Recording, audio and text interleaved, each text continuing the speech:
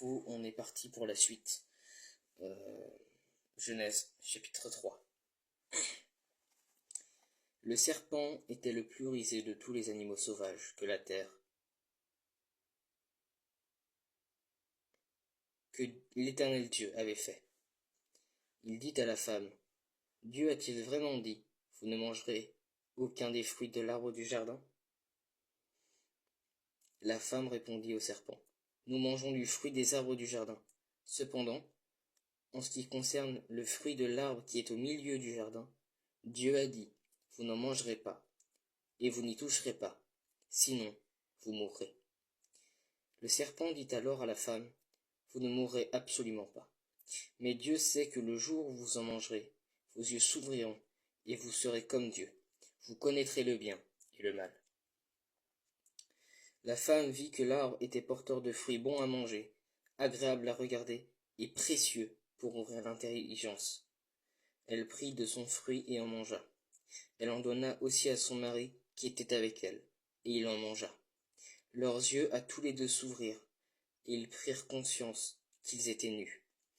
Ils attachèrent des feuilles de figuier ensemble et s'en servirent de ceinture. Quand ils entendirent la voix de l'Éternel Dieu en train de parcourir le jardin vers le soir, l'homme et sa femme se cachèrent loin de l'Éternel Dieu, au milieu des arbres du jardin.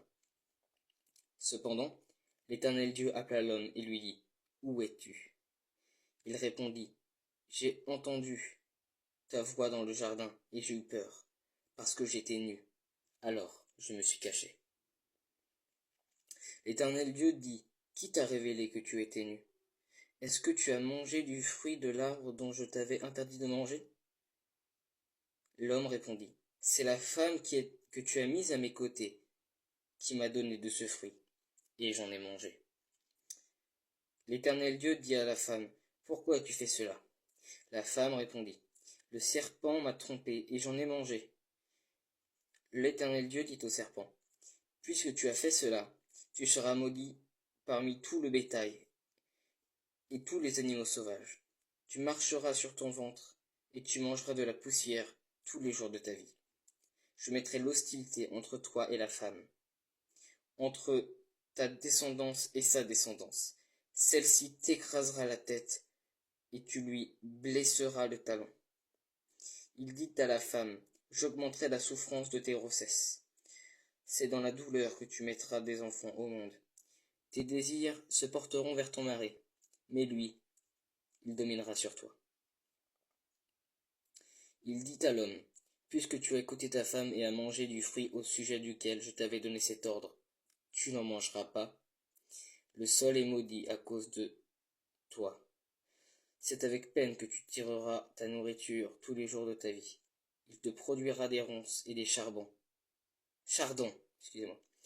et tu mangeras de l'herbe des champs.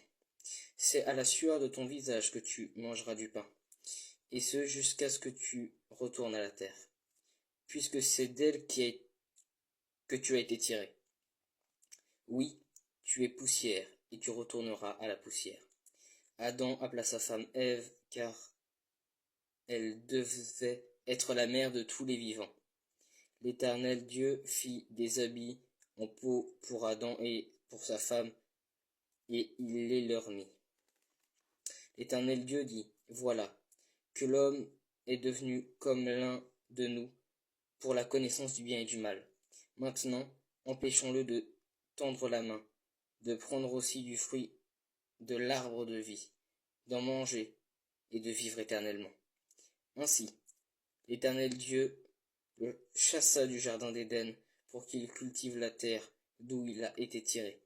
Après avoir chassé Adam, il posta à l'est du jardin d'Éden les chérubins qui agitent une épée flamboyante pour garder le chemin de l'arbre de la vie. Voilà, c'était le chapitre 3 de la Genèse. Dites-moi ce que vous en avez pensé dans les commentaires à peu près par là. Soyez bénis.